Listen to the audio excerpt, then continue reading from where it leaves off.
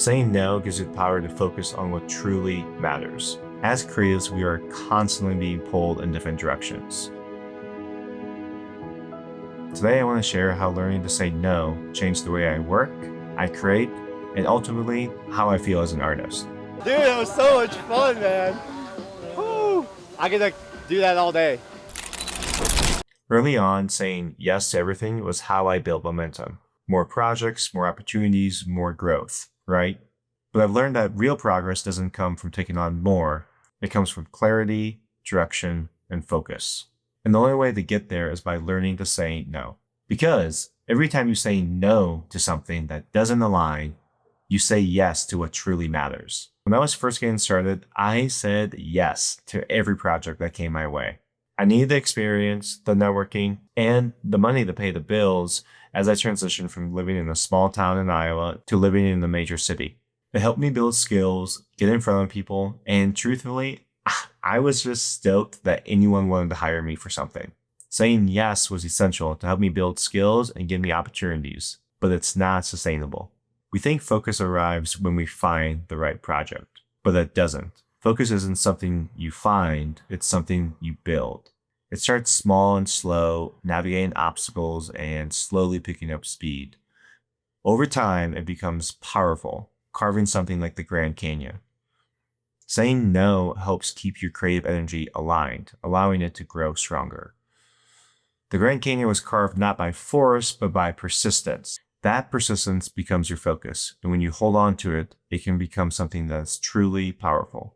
Ironically, while I was writing the script, I was working on a project that didn't align with any of my creative values, a band project that drained my energy. I said yes to it. It wasn't portfolio worthy, the budget was small, and it didn't align with my creative goals. This experience reinforced the importance of aligning projects with my creative values. I had created this value of saying no, but I had grandfathered in a favor I told someone forever ago that I would do for them, make these live recordings of their band. And honestly, I just felt like the biggest hypocrite while I was working on this video and while also working on these band videos. Here's a simple 2-step framework that I use anytime I take on a project. Step 1 is to define your creative values.